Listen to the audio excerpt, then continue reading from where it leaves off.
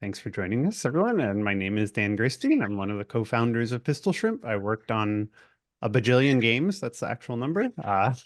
Here with Fred, and passing off to you, Fred. I'm Fred Ford, one of the original creators of Ur-Quan Masters. Done a ton of games, and that's good enough for now. All right. Well, I'm Henrik Fåhraeus. I'm Chief Creative Officer at Paradox Interactive these days. Done a lot of games in my career, perhaps most famously Crusader Kings 2 and 3 and Stellaris. And it's a pleasure to be here. It's a pleasure to have you. Yeah, thank you so much for joining us. We are gathered here today by our mutual enjoyment of a game called Ur-Quan Masters. So I kind of just want to ask you, Henrik, like how did you discover the game? What was your experience like when you first encountered it? Well, I mean, this was kind of in my formative years, I would say. I encountered this game, and you know, it was one of those games that really stuck with me. I enjoyed it a lot. It gave me a sense of freedom to explore the galaxy, and I've always been partial to this kind of science fiction setting, and I think it really did it well. It had a really cool lore and world building that it really sucked me in, and it did that somehow without infringing upon my sense of freedom and agency. Now I think I replayed it once or twice actually, but it still felt fresh those times. So, you know, smoke and mirrors or not, I don't care. You know, it works, and yeah. So fantastic game, definitely.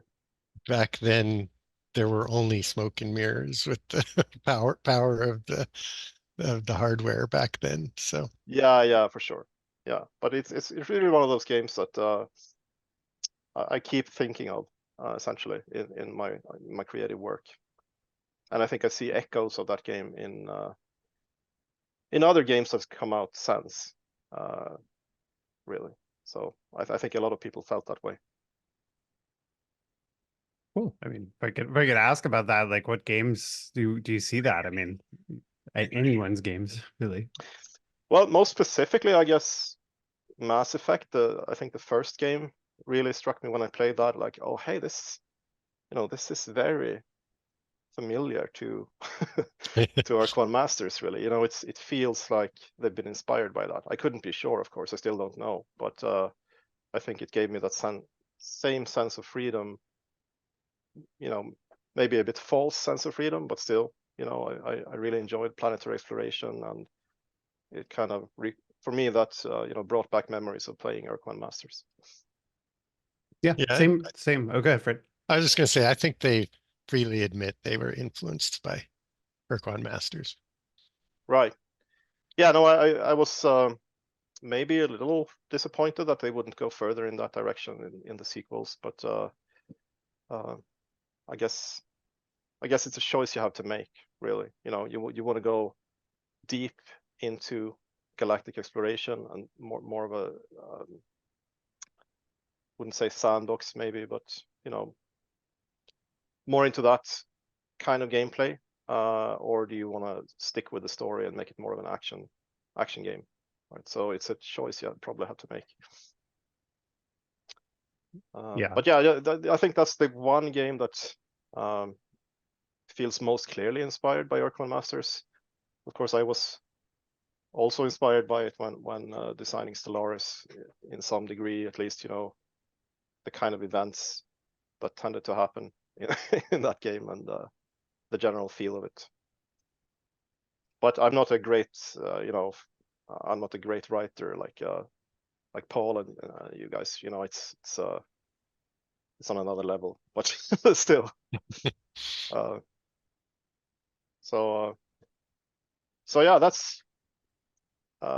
There are probably more games. I can't really recall off the top of my head now, but sometimes I feel like there are echoes there.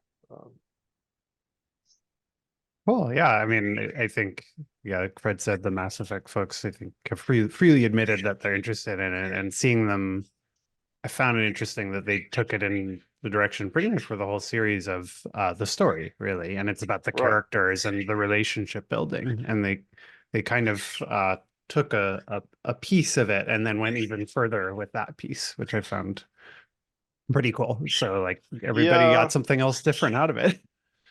but it's like these kind of things and you know, tropes and inspirations. They're like a, how do you say, an Ouroboros, like a snake biting itself. It's a little hard to say who inspired. So Yeah, it's chicken or the egg.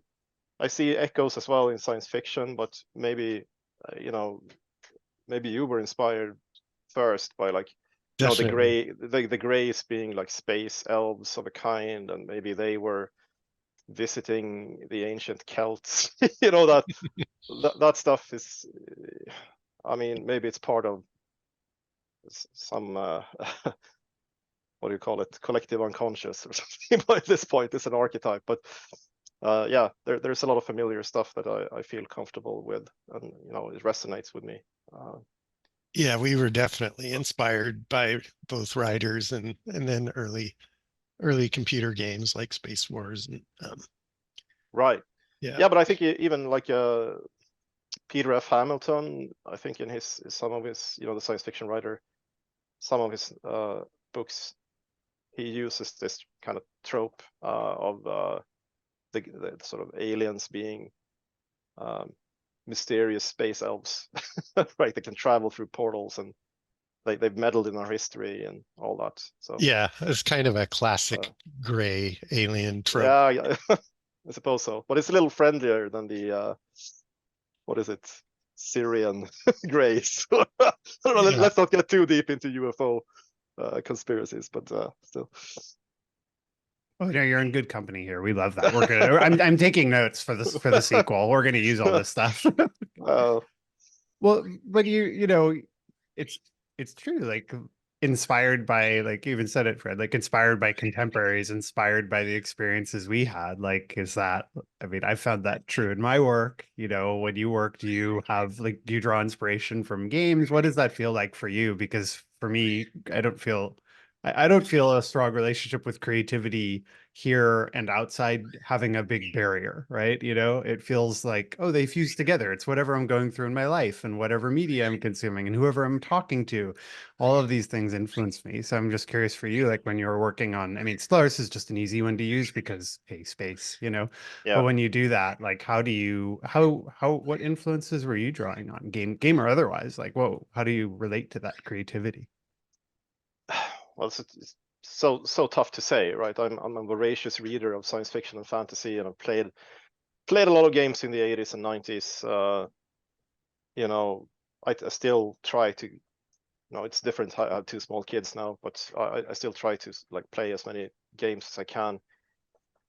I think it's super important for a sort of creative director or game director to have this knowledge base to draw on, whether it's subconscious or conscious. You know, you need to have it because that feeds creativity. Really, very little under the sun is completely new, or I don't think anything really is. Yeah.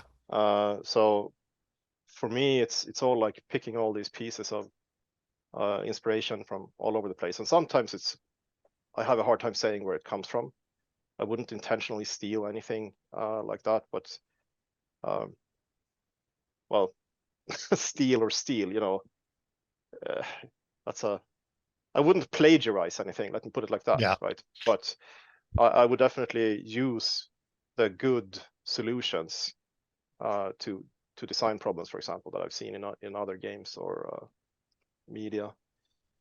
But I I don't know if that's a good answer, but for me, you know, I'm humble that way. I realize that I haven't really come up with much new. It's more about the actual formula, you know, how much of this, how much of that, and the devil is in the details. How do you make that actually work and click? The sort of the basic ideas I don't take much credit for. It's putting them together, baking the cake. That's the difficult part, really. Yeah. Execution. execution. That's a tricky part. Yeah, I mean, how many notes are there? And we still keep writing new music, you know? So you don't Yeah, need to yeah. make you don't need to make a new note. It's what I- order did you put them in and what did you do with them? I think it's funny that you mentioned that. You know, they say that men think of the Roman Empire every day, and it might be true. It might be true in my case, but I think I actually think about what you mentioned now, that composers, and I'm not musical at all, right? But how can they come up with new music, because everything's been done now? I actually think about that probably every week. Like, yeah, but it feels like I'm glad I'm not in that industry, because it feels like it's much harder to come up with something genuinely new with music. Right Or after you maybe think about the Roman Empire, then you think about music. exactly. It could be that I'm just getting old as well. Well, Seen you it. know, it's what you said. If you're I guess I think about it as always having like lots of ropes around, you know, and oh, can I connect this rope to connect that rope? And like you said, you have like you feel like your duty is to have this sort of rich well and deep well and maybe many wells to pull from. And so it's not that nobody's ever heard of these two things. It's if I can find a way to put these two things together, that's new and that's novel. And you Yeah. know, I think humans. I read a disappointing book called The Origins of Creativity by, I'm spacing on the name of the biologist, and I was very excited by the title and proposal of the book. Sorry, we're having a little flight air show here. All right. But so I was very excited by the title, but I feel like the book, here we go. I feel like the book didn't quite answer it for me. But I do think like no matter what you're doing, even if it's been done before, even if it's I mean, maybe not something that's ultimately that exciting in the long run. We're kind of hardwired for creativity and being creative. It's like an evolutionary trait. And there was a book I read last year, The Beginnings of Infinity, Beginning of Infinity, yeah, by David Deutsch, and he talked about how the leading theory, anyway, is at some point we did develop creativity as Mhm. like a real survival trait, and that was why did it stick around? Well, it was very useful. Because how many other creatures exhibit creativity? That's Right. yeah. So there's a whole Yeah, debate no, we could have about that, but that's a super interesting topic. It's maybe like a rabbit hole, but yeah, there's a lot to say about how we develop creativity evolution from an evolutionary standpoint, and you know, self-reflective consciousness as well.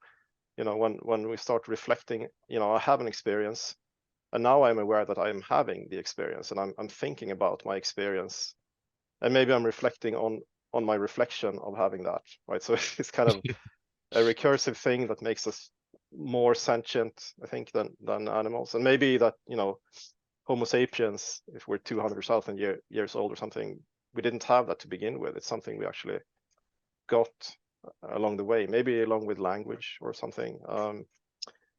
And the fact that, well, I'm not sure if it's a fact, but it's a theory that awareness of colors came one by one. So like the ancient Greeks didn't see blue, I think. They never mentioned blue, or very rarely mentioned blue as a color. They described the ocean as being wine red and weird things like that.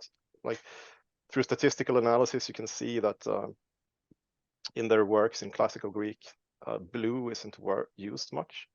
So there's this weird theory that we started out seeing green, I think, because that was everywhere. What did the Romans see? That's the question. Yeah, exactly. It's weird. Now, sorry, sidetrack and rabbit hole, but it just struck me that we're here for rabbit holes. It's fine. right. Maybe Well, creativity came along with blue or something. No, bit earlier probably. yeah, I think really, you know, my favorite, you know, we're talking about inspirations and favorites. For me, blue was a very formative color and really inspired me. You know, I really didn't feel creative until I found blue. We'll make Oh, it a really? big joke Okay. now. No, Yeah. I was thinking about games and things that inspire us. Let's just make it very Right. atomic, you know, carbon, very inspirational. Yeah, it is. Wouldn't be making many games without carbon. You know. Well, so I mean, you know, just going back to a little bit of what you're talking about is sort of the, I mean, I'm also not musical yet. Music speaks to me a lot, which creates an interesting relationship. But you know, if talking about being a conductor, or you know, taking, oh, all the notes have been done, how do I put them together in different orders?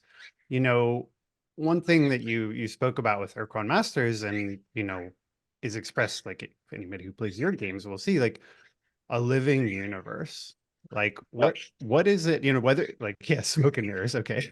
But you know, apart from smoke and mirrors, but like what's your relationship with that? Like what is, when you have a game, or you could use other fiction too, but let's just take games, you know, what is it that makes that universe alive for you? And like how do you go about saying like, yeah, this is what I'm going for, and if I know if I can do these things, that will make it feel alive from a creative standpoint. Right. Well, I mean, I've thought a lot about that in terms of the sort of game pillars that we use within Paradox. Whether a living world is actually one of our pillars, right? And I thought a lot about where does that come from? Does it mean you have to have simulation? Do you have to simulate a living world or not? And I don't think you have to. Again, you can use tricks to make it appear as if the world is living.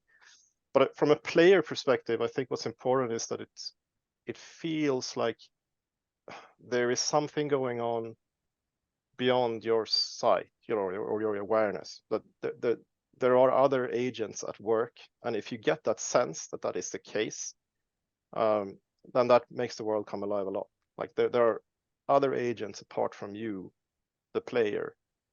There are things you don't know. It could be other forces, sort of, or whatever. But for me, you know, coming from the strategy game genre, it's other factions or something, probably. But yeah, for me, that's the curtain that I don't want to see beyond that, you know, because that would ruin the experience for me. You know, I don't want to pull that curtain back and see that there's nothing here. But as long as I can't, or you know, there's nothing immersion breaking, I would probably get the sense that there is a living world. How do you achieve that? Well, you can simulate it. That's what we usually do. It's the hard way. If you have a AAA game or something, you probably can't afford to do that as well, right? But you can brute force it. You can throw a lot of side quests and stuff, handwritten narratives, as long as you don't run out of them or get a sense that you're being fooled or tricked, it'll be fine. So actually, that's funny, you know, if replayability is great, but if you replay a game and then you pull, you know, you're forced basically to pull back the curtain because you make other choices and you see it leads to the same thing. I get a bit of a sour taste in my mouth, to be honest. It's like, yeah, you fooled me. Okay, that was great, but you know, I had fun, but it's not a truly, you know, it's not a true living world. I don't know how to explain it better, but No, that makes sense. As you know, that's fine. I'm not I'm not denigrating that. It's fine to make it. You know, I played a lot of adventure games back in the day as well, like very linear narrative experiences, very movie-like in a way. That's fine, but I probably wouldn't want to replay them, but I still cherish the memories. But it's someone else's. I played someone else's story, and as long as I can regard that as book or movie like, that's fine. But if I come in expecting something else, and I'm not getting that living world sort of, I'm not actually free. I don't have agency here. I'm disappointed. Yeah, So, I can. Yeah, it makes perfect sense. I mean, it's a very nuts and bolts answer to it, right? Which is, well, these are the parts you're going to need, right? yeah. One thing for our game, you know, there's sort of a pillars. We use the same idea too, and so the pillars can morph around, but for, you know, Freestar's Children of Infinity, code name Ur-Quan Master 2, you know, we were putting together pillars, and what's interesting is you've been using a few words that are just directly in that list. Agency is a big one, And you just said another one, which we've written a little bit differently, but it's your story. And I think that's an interesting one, because if you're writing, let's just say, you know, theater, movies, you know, there's characters in the movies, there's characters on the stage, and they have that story. But games, as far as I know, because it could be other media, but games, as far as I know, are the only media that let the player have their story, and they get to have a story, and the game could be in service of that. And so that's one of our big ones, is it's about the player story. And obviously with like role-playing game, I mean, yes, everybody who's played D&D knows the joy of like, oh, it's my story now. I'm making a character. I'm inventing a world around myself. So how, like, you've been making games for a while, like, what's been your experience of working with people, like, especially in the writing side and storytelling side, and talking about, like, how are we making a story, not just for the world, but for the player? Like, what's different about that for you? I know you said you're not much of a writer, but having worked in sort of the position where you want to direct and steer, you know, have you had Yeah, experiences working with people and coaching on that? I think where I come from is more like identifying archetypes of stories, story pieces, storylets, right? That you can throw into these games, and you can think carefully about how they can be pieced together so that the player will experience something meaningful. So I guess that's what I'm thinking about, is when does something become meaningful and memorable to the player? And if you can, for example, with Crusader Kings 3, I thought, yeah, we could have vengeance as a basic archetype. We could have losing your faith and regaining your faith, could be like archetypical stories.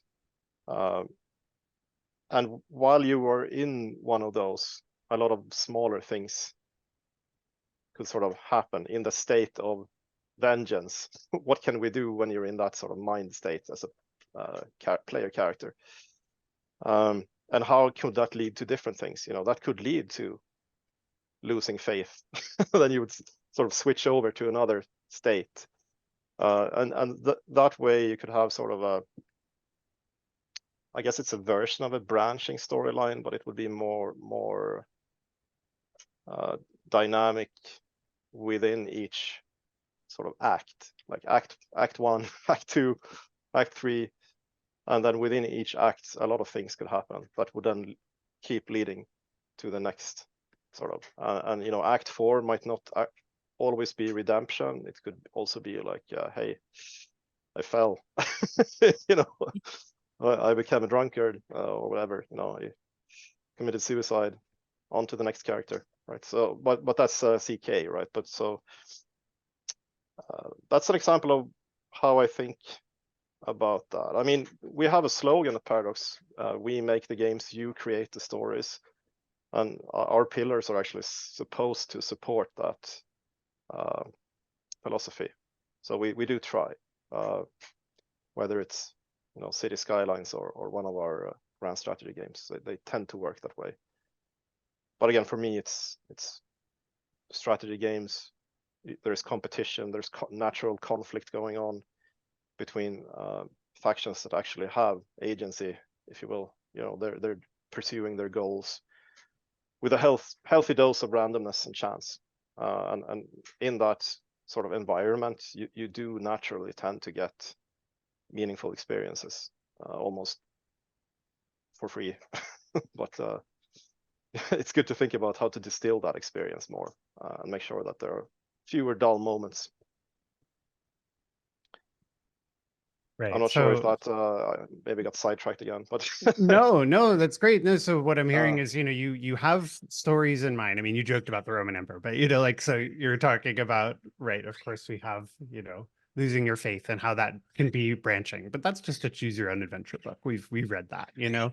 This is about, oh, well, but in the world of the game, because there are other agents and the player has other agency besides like literally reading a story and clicking next page, then they can build a deeper connection with what they're going through, because it's not just a story and it's not just me clicking things on a screen or whatever.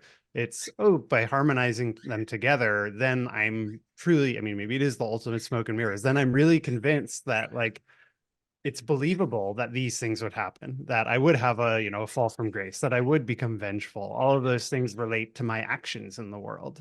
And that's what like Yep. makes it resonate more strongly, which I think is cool. It's rearranging Yeah. the musical notes. Yeah. Yeah, no, absolutely. Microdosing a symphony. There you go. There's my catchphrase for the day. Yeah. No, but I think it's fine to be open to, accept the flaws, accept that the story might not ever get a resolution, or might, get sidetracked or forgotten. But, it feels like real life, again, because other agents are at play, and your plans might not work out, etc., etc. Of course, we try to craft this because the AI agents, they don't have any experiences. It's not, we don't make games for them, right? So their behavior is supposed to be meaningful to the player. And I think when you make simulations, never forget that. You don't simulate I don't know, the flow rates of water just for the fun of it. It needs to mean something to the player. Otherwise, you're kind of wasting your time there. So there is a danger and a sort of a siren's call when simulating things, that you go too deep into things that maybe are rewarding for programmers, or just it's fun to simulate things, but you have to think about how player facing it is. Yeah. Always. Yeah, you really got to telegraph what the AI is doing, or the other agents are doing, so that it does resonate with the player. Yeah, absolutely. And I think that's one thing that I'm not happy with our games, always. I mean, behind the hood, underneath the hood, they're doing hopefully smart things, but the player doesn't always get the knowledge of why. Like if someone declares war on you, why do they declare war on you? Yeah, there is reason. The AI has reasoning going on there. There's a reason for this, but we're not great at exposing that, and I think we should get better at it, because again, it would make this all feel more meaningful to the player.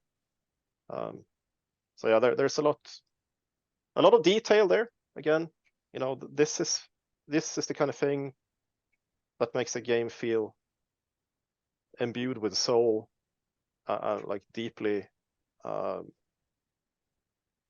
a labor of love, if you will, compared to something that is just, oh, that's a cool idea, but it has potential. I hate to hear that. This game has potential. It's like an insult almost. It's like, yeah, it was a great idea. Fine, ideas are cheap, but we couldn't manage to execute it, right? So.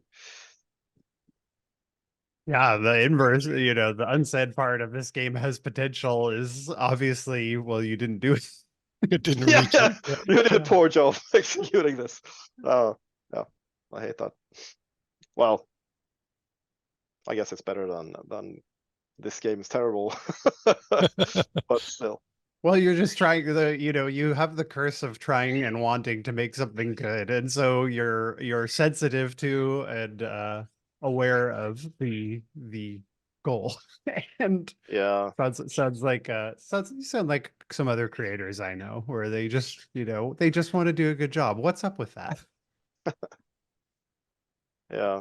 No, you don't want to disappoint your players. That's the worst feeling you can get, I think. But Yep. I think, thinking back to Ur-Quan Masters in relation to strategy games, I seem to recall, I had a sense that,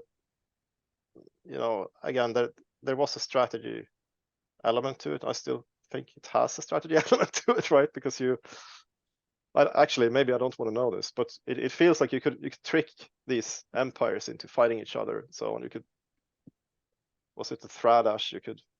Yeah, the Ilrath. You could get them to attack the Ur-Quan. Yeah, you could do that. And you can sort of see their spheres growing smaller and smaller. That was that was super cool to me. That's one of the things I remember. Right? Wow, they're fighting each other now, and you know, with I could smoke and mirrors, but with yeah, smoke and mirrors for sure. But I yeah. could imagine that this was going on in my head. You know, I thought, yeah, there's a conflict zone here now. There's a frontier where they're duking it out, and it was fine for me to just see the circles get smaller, really. But I think sometimes you can also rely on the player's imagination a lot.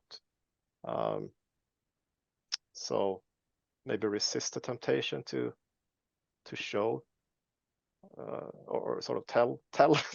Well, in this case, I guess show too much, but tell can go a long way in this. Normally, I'm more for show, but but here I think. Oh well, anyway. Yeah, there are different ways of telling things to the player, and some are more have higher gain than others, but sometimes the low gain messages are the most mysterious and intriguing.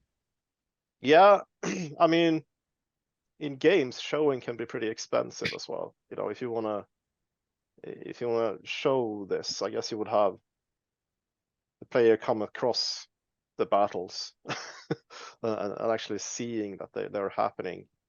But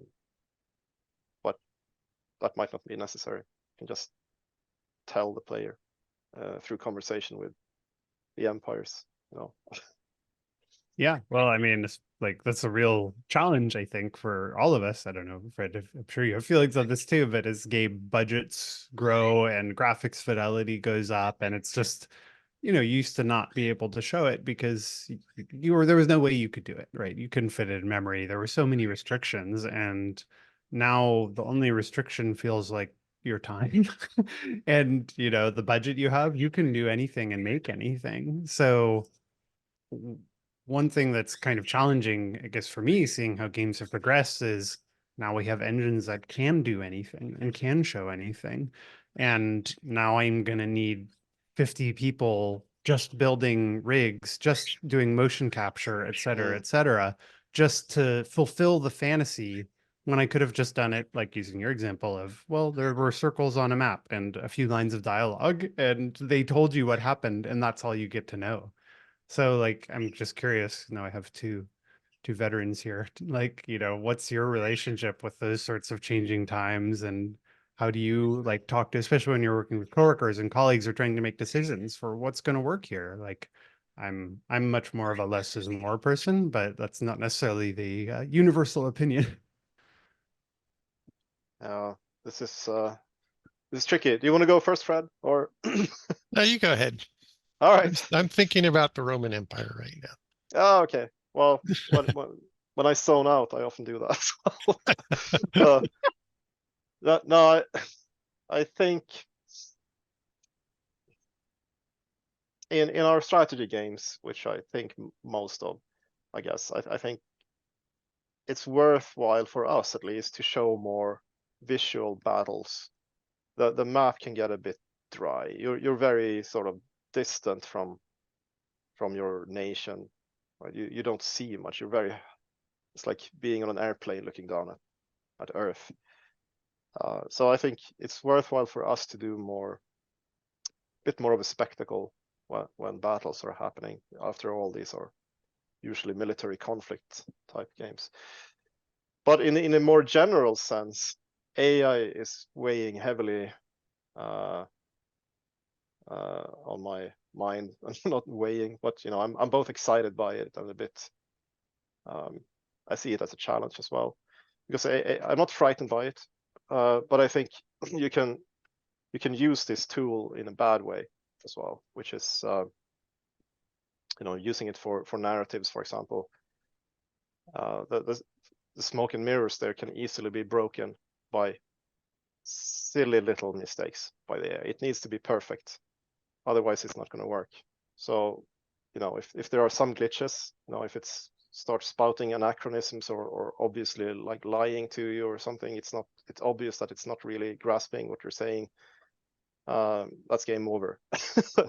The player is going to realize, yeah, this is a cheaply made AI game, and you know, it has no real understanding, and that's when it, for me at least, it goes out the window. At the same time, I think we're all going to use it soon enough, or we already are, but how much and where we can apply it, that's something I think a lot about, because it has such enormous potential, and it's all about the player not really realizing that. There's a game called AI Dungeon. I don't know if you played that. Oh yeah. It's a very weird experience. It's very cool, but it also feels like you're in sort of a, it doesn't feel imbued with meaning for some reason. It feels completely meaningless, and that is a little disturbing to me. Why is that? For me personally, why is that the case? You know, and how do we avoid that? Because I am a great fan, again, of AI agents behaving in a way that is interesting to the player. So what is it that that makes that happen? Where where does it become a meaningless experience? Well, I actually did play. I think I played more AI Dungeon 2, and this is before, you know, AI took over every piece of software and all of the tech world and everything. But absolutely, I noodled with that because it is interesting. It had all the meaning of a ball pit to me. I don't know if you like a ball pit, like kids' ball pit, where you're playing around with all the, and it's like, wow, anything could happen in here, but I don't really know what I'm going to find until I dig around in the balls. But sometimes there's nothing there. And you know how, like, if you dig through the ball pit, more balls just keep coming out, and it's all just kind of the same. Maybe you'll find another kid in there playing around in the ball pit and you get lucky. But it had this sense of, I'm trapped in an infinite maze and I can play for a while, but then at some point the cadence isn't there. And I'm actually gonna, like, I'll just postulate kind of off the cuff. You know, you said AI making mistakes is the fatal flaw, and that's where it breaks, and it has to be perfect. What makes AI agents interesting in games for me is that they don't behave like people. They behave in ways that are kind of surprising and unusual. And so the mistakes an AI make are pretty different from like the mistakes a person will make. Even just like take Melee, you know, Melee combat. I can start understanding how an AI is behaving, you know, even our rudimentary AI we have working right now, which is very, very good and very successful at beating me up. But I can sort of see what it's doing, and I'm like, I know how to manipulate you. But that's the fun. There's a reliable mistake it's going to make, and that gives it character and personality, because real humans have character flaws. I mean, we'll go back to, we can use the Romans and the Greeks, you know, they loved fatal flaws and things like that. So the thing with AI stuff, like AI Dungeon, is it never had a fatal flaw. It didn't have something meaty enough for me to grab onto and say, this is what you want me to know. This is the, you know, a lot of our stories are rooted in, you know, lessons, and you could go to Grimm's fairy tales and all kinds of things. There's all these little like trite things that they're trying to say, and there's analogies and metaphor. AI Dungeon doesn't understand that, and it doesn't understand that there's the words I'm reading on the page, but then there's the literature of it, and games are literature too. So my, not to act like, oh, I'm so highbrow or anything, but my kind of take on it is AI Dungeon starts to not work because it doesn't know how to produce the interesting flaw, the interesting mistake, you know? right. No, I think you're onto something there. These are two different things for me that I probably kind of mixed up a bit here. AI behavior can be flawed, and it's been flawed always in all games, and that's not really a huge problem. And again, it can actually be interesting. But it's when it when it speaks like a human, and you know, the text or the voice, it's you know, you can tell it's an AI, right?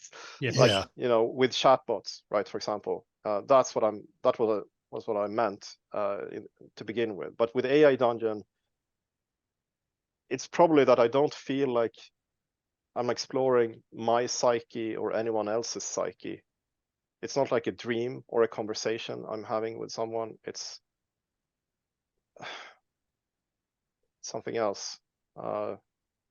That's where the you were talking about that as well. I think a little bit like it doesn't draw on mythology or sort of what makes people. It's the ball pit. I can't relate. It's I the can't ball grab pit, yeah. anything. Yeah. There's nothing of substance there. Like there's no collective unconscious to sort of resonate with at all. So maybe that's. But yeah, those are two different things, really. The breaking the smoke and mirrors for me is when it's sort of in the communication with the AI. You can tell it's an AI pretending to be more than it is. And the other part is this lack of meaning, or like lack of understanding of what it means to be human, or what humans find meaningful. Really. Yeah, there was. Oh, go ahead, Fred. I was just going to say, from my perspective, over the years in the gaming industry, I see the different focus of that's applied through games changing. When I was first doing black and white pixel games with synthesized sound, really the only thing that mattered was the gameplay, because there literally was not any art or sound that really made a whole lot of impact on the game. So it was all just about what the game was supplying to the gameplay was supplying to the player. But then as computers got more and more powerful, and first you had to write your own renderers and stuff like that, and that was always frustrating, because the renderer would start to take more and more of the CPU, which kind of shoved the gameplay aside. And eventually we got graphics cards, which you could offload, but then because the graphics the focus became on graphics, there was this arms race of content, and that again obscured the gameplay. And I feel kind of that way about AI, is there's another competitor for the focus of what the player is experiencing, and what the developer is giving to the player. And so finding that balance, well, first of all, it's not going to be the same balance for every type of game, but just finding that balance such that the gameplay and the AI and the beautiful art and music all sort of work together, as opposed to compete with each other. That's kind of how I have seen the industry. Right. That's interesting. Yeah. My experiences of making games don't go that far back. I never really felt that I had programmed with those restrictions. I was a programmer on our early games, but that was like early 2000s. And at that point, since we were making strategy games, yeah, there were restrictions, but I never felt too constrained, really. So it must have been something else to try and squeeze rendering and gameplay into those. I think my first game was 2K. Oh my god! In BASIC, on a black and white. Yeah. No, that must have been something else. I mean, I played a lot of those old games, but I never really understood the challenge making them. Ur-Quan was a great game, by the way. I don't know if did you program that? I didn't work on Ur-Quan. Oh, okay, right. But I was making those types of games at the same time, just not with Paul. All right. But yeah, I mean, it wasn't like it was a challenge. I mean, of course it was a challenge, but it just was what it was. There was no like there could be something better, because there wasn't anything better. It was just, hey, we got to fit this in here, we got to do that, and it was just part of the job. And as the industry's gone forward, the job has changed somewhat, and you're able to do more stuff and different stuff. And but yeah, I mean, at the moment, I never felt like, gee, there could be something better. It was just, this is what's in front of me right now. Yeah. I find my my what do you say? My foresight is kind of occluded when it comes to how generative games will be and in what time frame we're talking about. Like when will AI generate sort of 2D graphics on the fly as a species, or when will 3D graphics start to happen that way? That's going to be super interesting to me to see what's going to happen with that, because that will change everything. It will potentially make games as you play them in a way. But before that time, which seems very strange and odd to me, we'll probably just have perfect text-to-speech generation and narrative generation as well, as such. No need for localization. These are great things. And I think it will make the lives of creative people in the indie sphere much more interesting and less painful as well. Unleashing these tools for 1-man or 2-man or 3-man shows, we'll for sure see some new takes on gaming, and we already are, I think. Yeah, I mean, exciting times. Well, there's the technological advancements, but also, like Fred was saying, what's going to happen? Is it just going to raise the expectation bar too? Like, well, now I need these things in my game. Now I need to generate more things. The word that gets tossed around a lot these days is content and content generation. And I feel like if I spend 5 minutes on YouTube, I will never run out of content. The internet has more than I can ever read on it in my entire lifetime. So this is just a paradox. I think people will get more sort of, time is precious. Time is what we don't have more of, right? So everyone will probably end up with 1 or 2 favorite games that give them everything they want, or sort of that's the general feel I have where this is going. So you think we're all going to be like playing MMOs in the future in a live service game that's got everything that we want for catered to my taste? Probably, yeah. Whether it's an MMO or a massive single player game that gives you everything you want, depending on whether you how much interference. How much you like other people. Yeah, exactly, right. But it's really the same thing. It's just a VR worlds of some sort. Wow.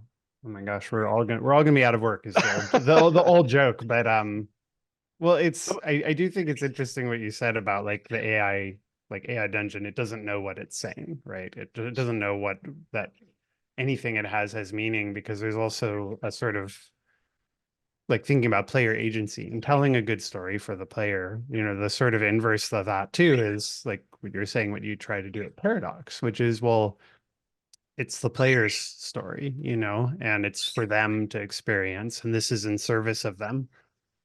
I have to wonder too. I mean, yeah, if we're getting totally generative, maybe this just goes out of the window. But as long as the human's at the helm, if you're thinking about like, I mean, Paradox games, and just think about like, yeah, Crusader Kings, Stellaris, they have I'll just call it like a long tail. They can be played for a long time. And, the idea is an intent. I mean, I think, don't tell me if I'm wrong, is that you want a player to be able to replay it and have a different experience, for a long time. And like you said, live in that world. If they love that world, they can live there kind of almost indefinitely and can keep getting more and more into the world. And you can even update it on your side, and modding can happen too. As you approach that from like a creative standpoint, when you think like, hey, I want someone to live in this world for a while, because there's plenty of games, Portal comes to mind. You can play Portal in a few hours, drop it, and be done with it. You could replay it if you enjoy it, but it's effectively the same experience. It said its piece and then it left. How do you like when you're thinking of creating? How does hey, I want a player to be here for a while, kind of coexist with I don't even know like what's in this game right now? How is that part of a building tool for you? And if I'm projecting, you're like, Dan, it's not, just tell me. But I'm trying to think about how I would approach something like that because I've never tried, frankly. Right. Well, I mean, replayability is really the reason why we have our pillars. You know, the kind of games we make, as you say, they're supposed to have a long tail, and I think it gives us the opportunity to get the games where we sort of originally wanted them to be, because we don't have the resources to release them with everything we could conceive, you know, to begin with. And that wouldn't work because you need sort of have this dialogue with players as you go as well. You need the player feedback, or you're not going to get the players what they actually want, right? And they don't know either. So it's a dialogue that you're having with them. But we try to, again, it's about the player stories. It's about creating a sense of agency and freedom in this world, and the ability to play it again, and it will be a fundamentally different experience, right? So it could be things like having different government mechanics if you're playing in Ming China or you know, a feudal Europe or something. We've made the rules differently for those playable entities. This could be more or less dynamic, so you could actually change those rules as you go along, like with changing your culture or your religion to cater to your play style, which again is a sort of player fantasy that, yeah, I'm going to start with this fairly backwards government form that it's difficult to play with, right? But I'm going to overcome these challenges, and moreover, I'm going to make it more along my play style, you know, cater to me and the way I like to play the game. But so we pay a lot of attention to which the main player types are, and how we can make them all happy, you know, have it your way, essentially. Play it the way you want it to be. Mods also come in there, of course, like modability is super important. That's outside the game, but within the game, we can have like different game rules. We can have, again, that's before you start the game. So there are 3 levels, like outside the game, within the game, but before you start, set it up. Or as you play, the gameplay will allow you to change the rules as well, but with a challenge. So I think those are some key elements there. But also a lot of other agents, AI countries or characters, and the way they behave, their personalities, and how they express themselves. And that's where maybe you know, chatbot type AI, large language models would help us. You know, these primitive AI agents would really stand to gain a lot by being able to express themselves in a better way through modern AI. So a lot of agents, a lot of different ways to play, a lot of content. Yes, you know, again, that AI could help there as well. We do need content to sort of ground you in this abstract. Now I'm just talking strategy games again, but I guess that's my forte, right? You're playing on a map, you see a map top down. How do you get a feeling for where you are on that map and what's actually going on there between the factions in your country? You need these written sort of narratives and storylets for that. And up until this point, they've been handcrafted. And you know, in games like Baldur's Gate 3 and The Witcher, etc., you know, they're handcrafted, they're brute forced. But I see a lot of potential there for AI, as long as it, again, doesn't break immersion. It needs to maintain the same level of quality that human written content would. Bit rambling, I hope it's made some kind of sense. No, it's fine. I just had to say I had this overwhelming urge to fire up Crusader Kings 2 again, which is I think the one I played the most. And so I thought, oh gosh, well, even we were just talking about starting the game, I was like, yeah, my brain was already starting going like pure imagination mode. Yeah, I mean it's there's a reason I'm mostly attached to the Crusader Kings games, because I always felt, even with the first one, that this has potential, right? The first Crusader Kings had such potential, it didn't realize it. And I think still Crusader Kings 3 still has potential to go, but enormous potential in terms of AI expression and behavior, pacing, direction, etc., etc. But the freedom of that. So it's a simulated world with a kind of narrow focus on strategy and drama, but in some ways it's also The Sims. Yeah, so it's just with countries. With The Sims with countries, yes.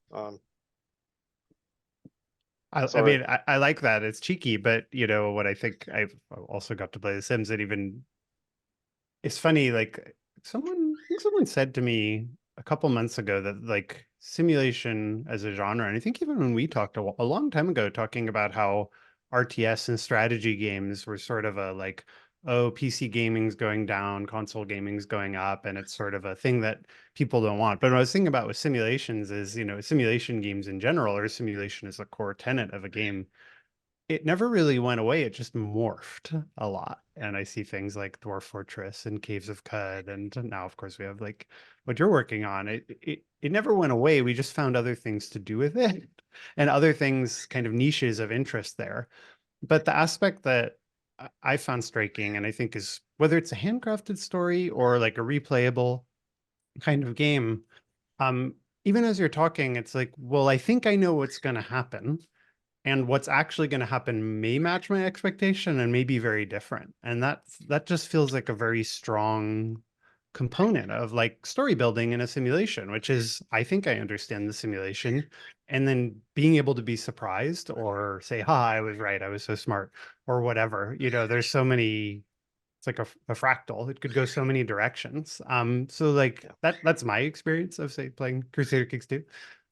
But when you're creating that, how do you, is that your creative process too, where you actually say, here are the things I think will be fun to control? Like you said, I mean, The Sims is actually an interesting comparison, because your relationship with it and the sort of highs and lows of how good and bad you could feel about things feel almost similar. It's very human.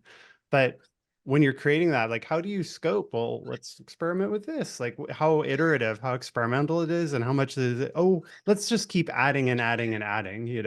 How does that work for you? Yeah, no, that's the hard part. It's like you have to decide what's most central to this, and what are the necessary ingredients here.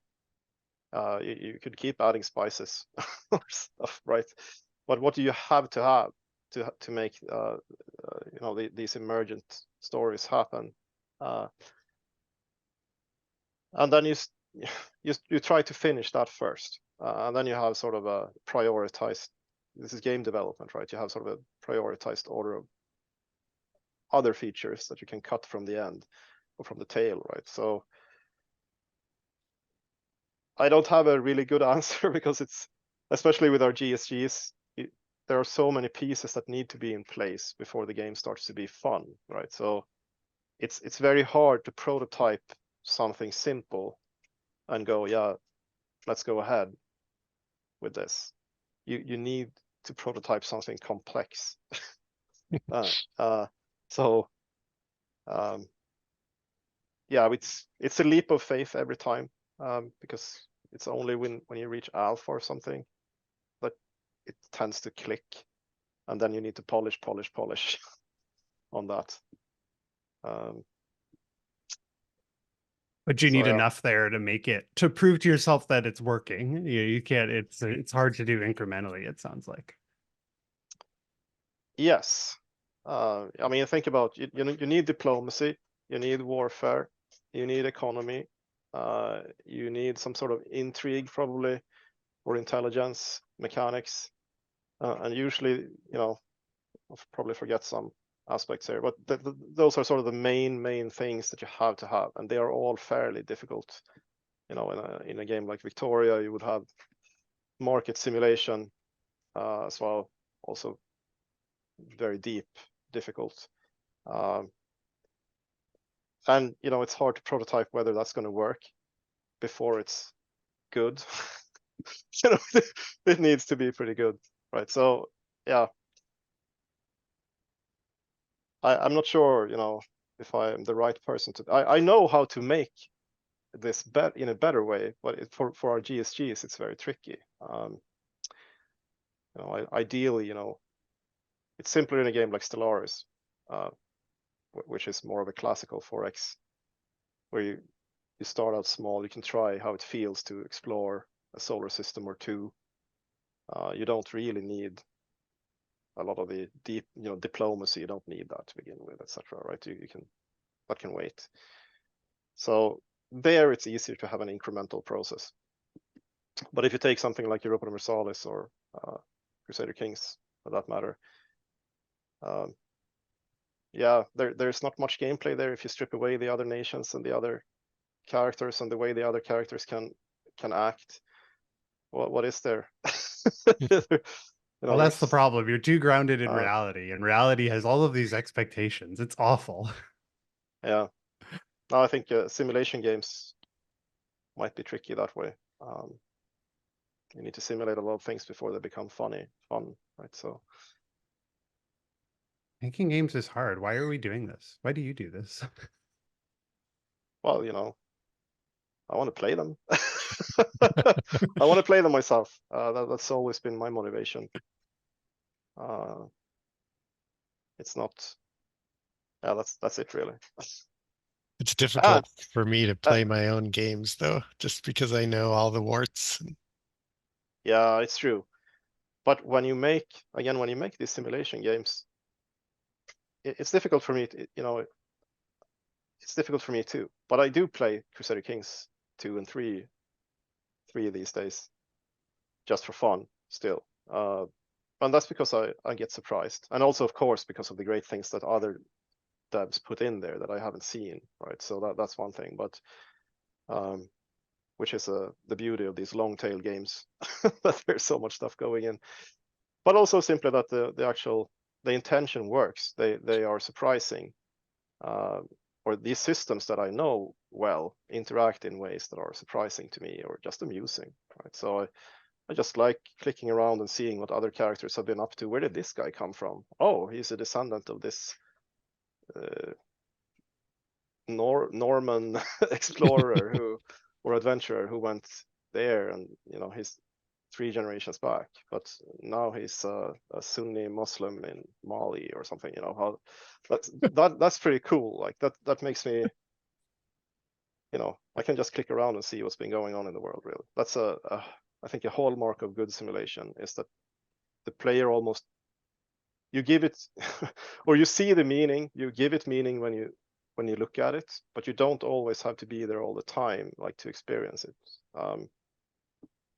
That didn't make any sense, maybe, but no, it did. It's like it's a little bit of what you're saying with Smoke and Mirrors. Sorry, God. Yeah. Yeah, it is a living world. Things are going on, right? And yeah. Whenever you sit down and take a look at it, like a snapshot of what's been going on, you can sort of discern the meaning, and it makes sense to some degree.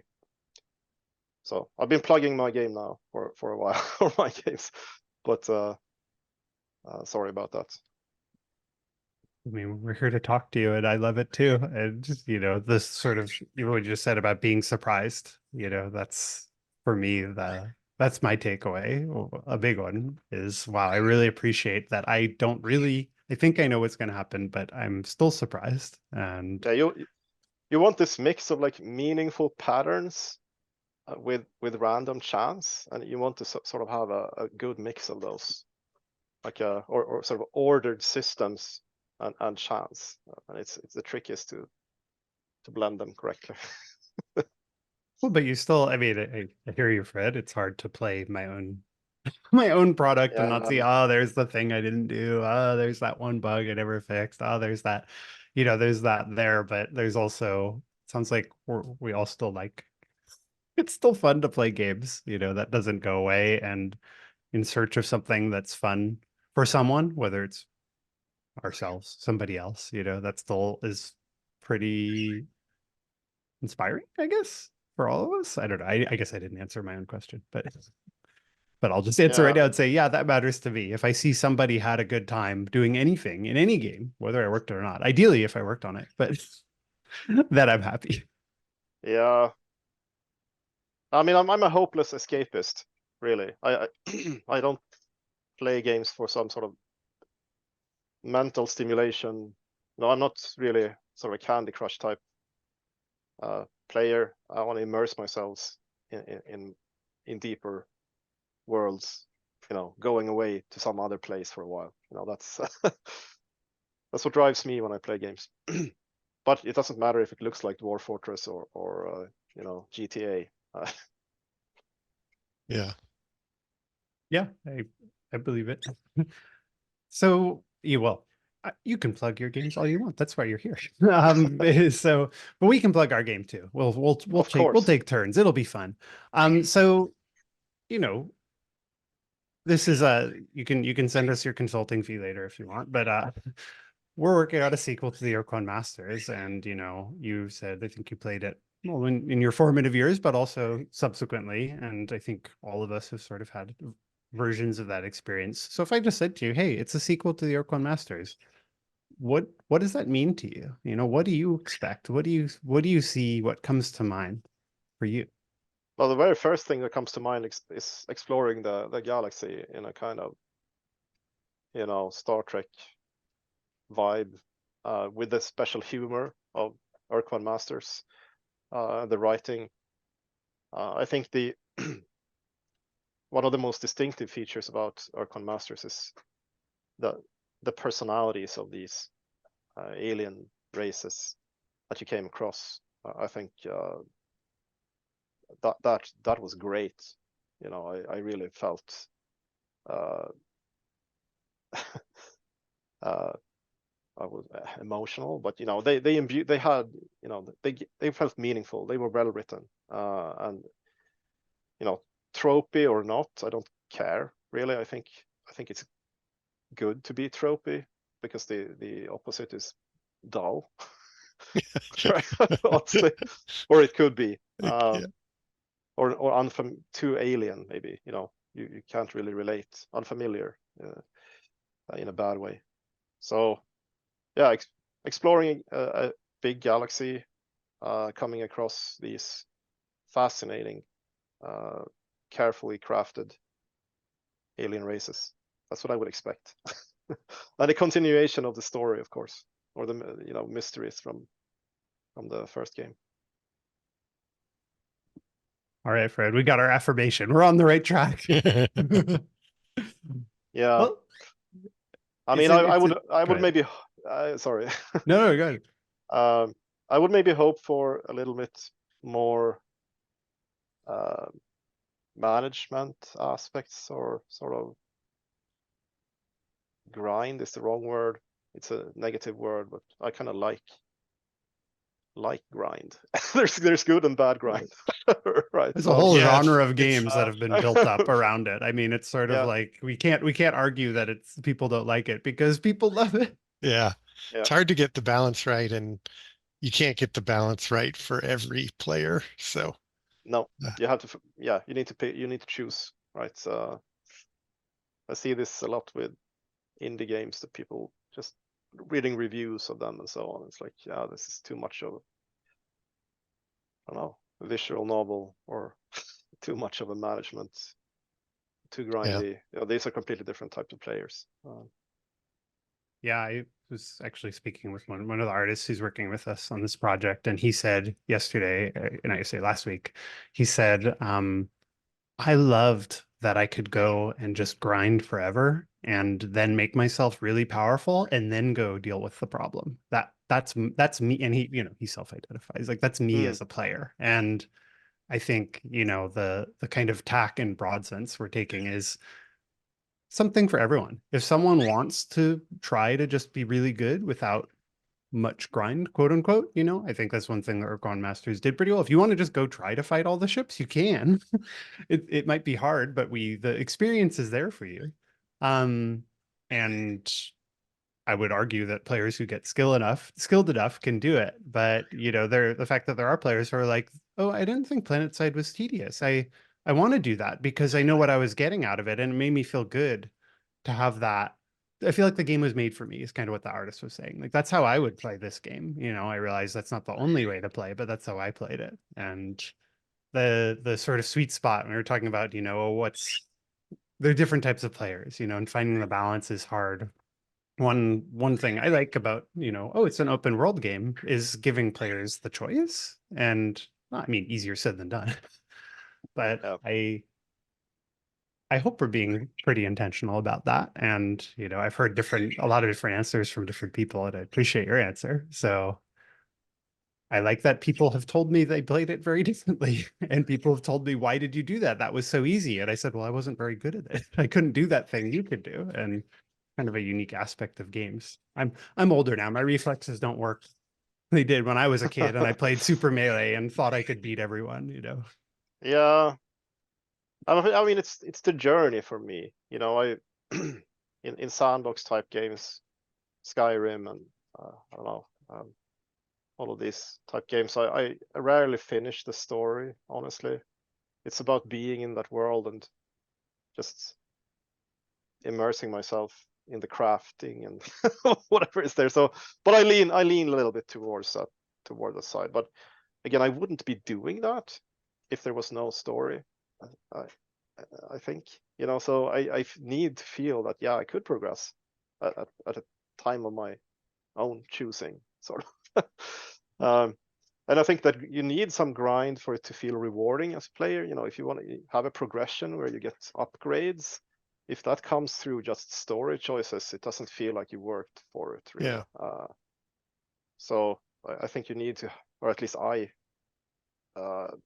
feel it's more rewarding if I actually put in some work, you know, as long as it's fun work. Yeah, that was very intentional that we wanted you to start weak and overwhelmed by the universe and build up to where you feel strong and competent, and you appreciated how you got that way. Yeah, that's great. Yeah. No, I think that worked really well. And it's like these gates you sort of overcome, or like, yeah, this is the next challenge. Yeah.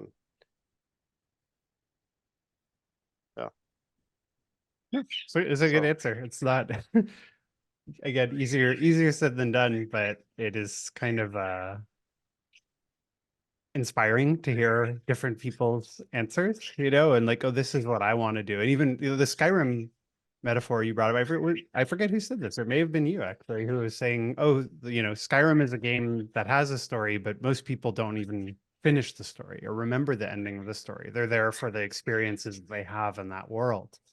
For our game, I think, I hope a lot of people completed Ur-Quan Masters, and I would like people to, you know, finish the story, because there is, like, as you were kind of talking about, there are these alien characters and they're memorable. And one thing that helped Ur-Quan Masters for me was, well, there's a villain and there's this thing going on. And if I mean, that game was cruel, or of its time. We've used different phrases. When the clock ran out, it actually, you just have to stop playing.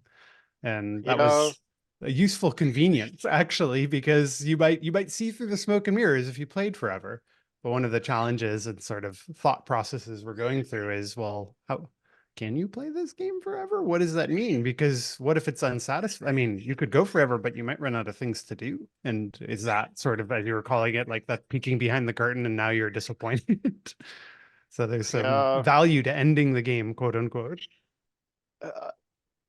I think part of it might be that if you put in a lot of side quests as well, that feel equally intriguing as the main story, you kind of get lost doing them, or like, and that's not a bad thing necessarily, you know, it's just you're having fun, right? I'm not in a rush to go on. Actually, I want to stay here, you know, I want to explore it all before I finish. And if the game is too big, you might, I don't know, you might sort of move on to something else for a while, and then when you come back, you want to start over, or because there's a new mod that's come out that's huge, or a DLC or something, and then you start over and you never finish. And that's the way it's been with Skyrim for me. I do want to finish the game, but it's just every time, and I've sunk so many hours into it, you know, I never get around to it. So I'm not sure if there's a lesson there or not. I've had a lot of fun, and that's great. Sorry, that's the avian caretaker day for me. Well, I remember my distractions in Skyrim very well, and the game is very effective at distracting me. And then, as you said, like modding is another good example where now it's not just the game, it's other people are finding ways to distract me because they're inventing new things for me to do. So why would I ever finish when I can play in the sandbox forever? No, exactly. I mean, the Mass Effect games I finished, and I never really felt super compelled to go back for some reason. So, but they were more railroaded. But and Morrowind I finished, but not Oblivion and Skyrim. So Yeah, it's funny. that actually might be true for me too. I'm not actually sure. I have to think about that. I think I actually did finish Skyrim once, but I also can tell you I remember almost nothing about the ending compared to the distractions, which live in my head much more vividly. I had one more question. I know we've been going for a little while. I had one more question, but it's falling out of my head right now. Apologize. Get a little. Here, would you like to talk? He's right there. You can't. Hey. I'm sorry. Hi. Say hi. We're surrounded by pekunk. Yeah. Yeah. Or one yay hot. The others, the relaxed ones. They could learn something from the pekunk.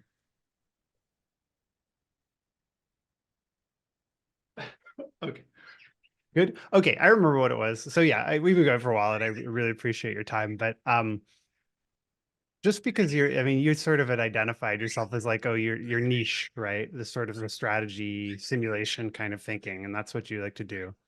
I joke and I say I wish I could live multiple lives, not because I'm unhappy with my life, but because I'd be so interested if I just went deep on something else at some other juncture in my life. Like, oh, what would that be like? It's not, I don't regret, it just would be so interesting. So I'm just curious, like, does that resonate with you? What if you could make another game? If you could just say, hey, anything, the restrictions are gone, well, would you make something different? Do you love what you're making? You would say like, oh, it's not even done. It's not done. I think you were talking about Crusader Kings. And I'm like, oh, well, what are you missing? What do you want? What are you after? I'm just very curious. Yeah, no, I would love to make an open world RPG with some of these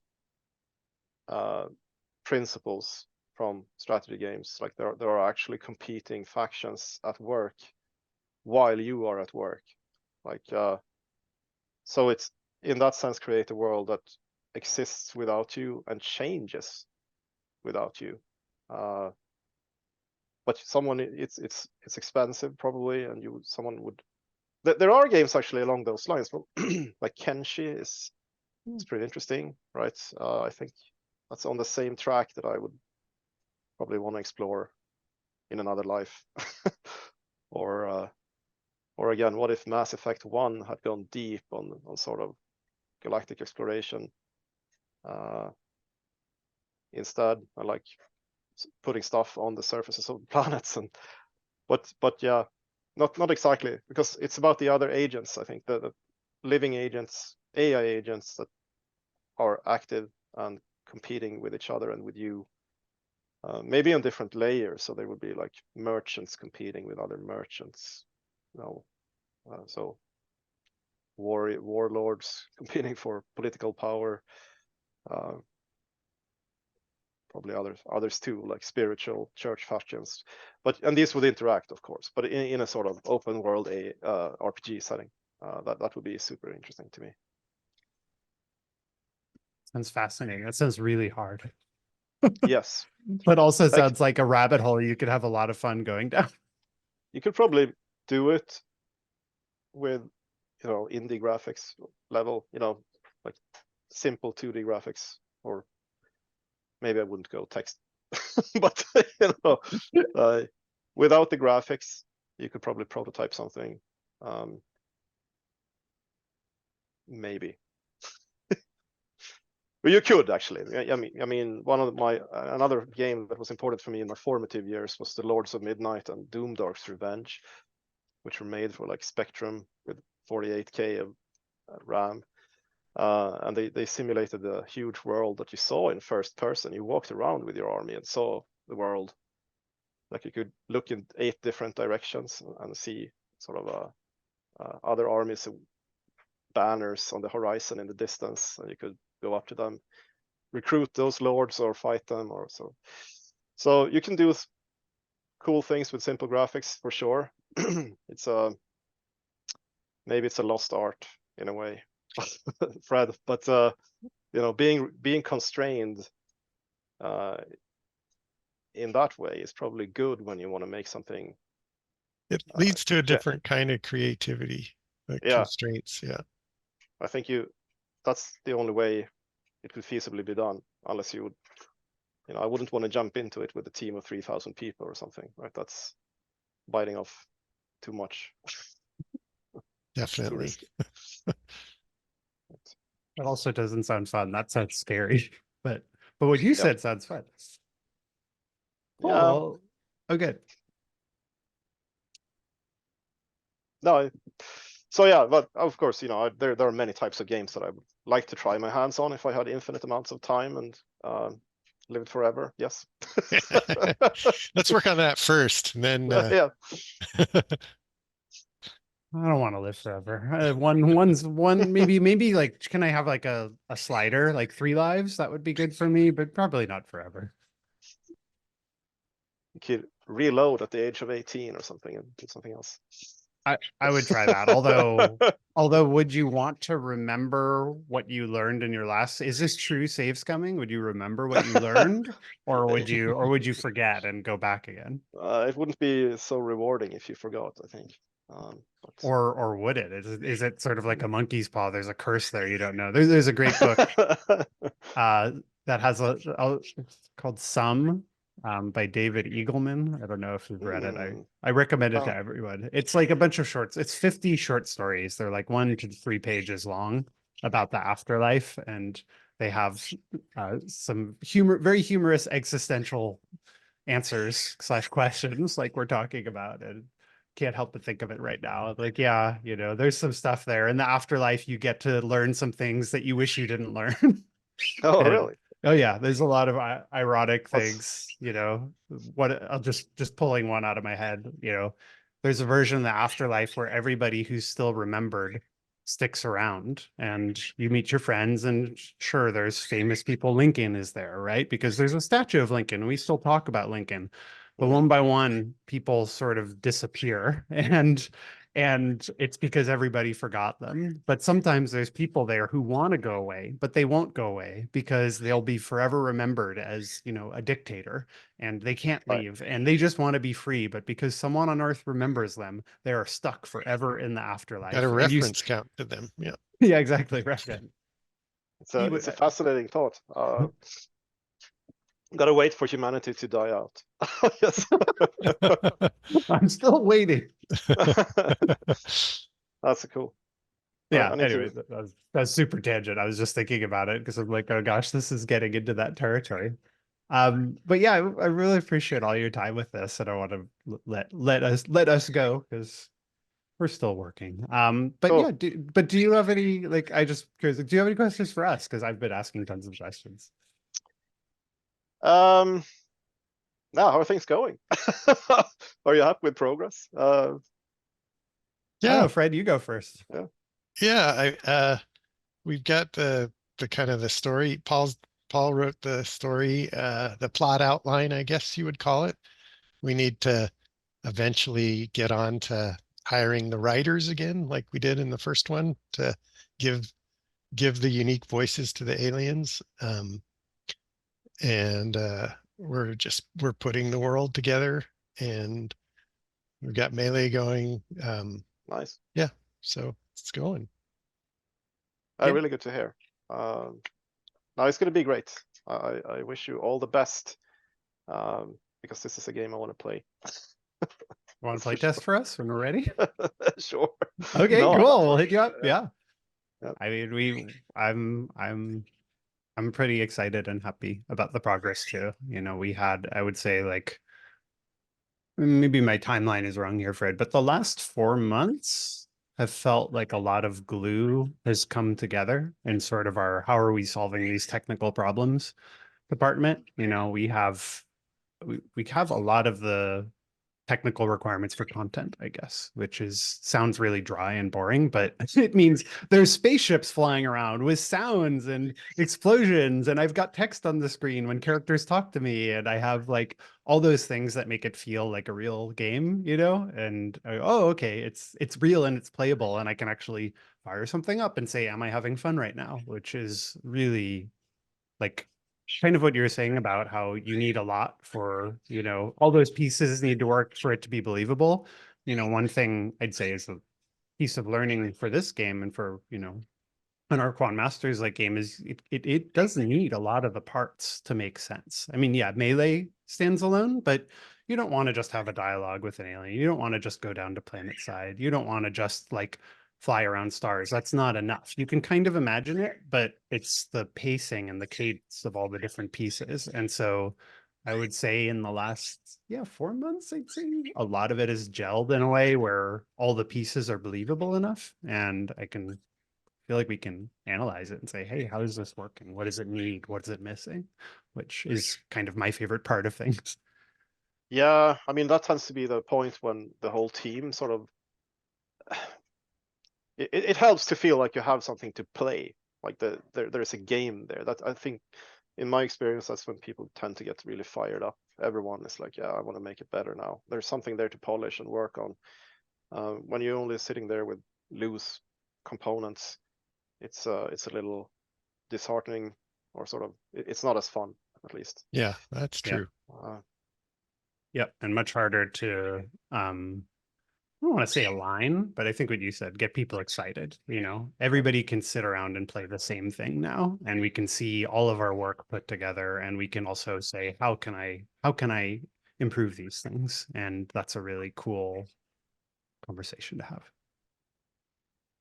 Yeah. So yeah, thank you. But yeah, thank you so much for your time, and I'm, you know, wishing you luck. You have, sorry, a lot of avian action here still, but yeah, wishing you a lot of luck too with Thank you. I know his City Skylines 2 just happened, but I don't know what your next thing is. I won't probe unless you feel like sharing sort of what your focus is these days. But wishing you the best too. Thank you so much. Great It was seeing you again, Henrik. Yeah, you too, Fred and Dan. Yeah. Great talking to you guys. And It was wonderful again, talking with you. We'll be in touch when we're going to share this out later this year. So I'll be in touch when this goes out live and share it with you and let everyone know. great. Thank you so much. Thank Yeah. you so much. Happy New Year. Thank you. Happy New Year. Yeah, Happy New Year.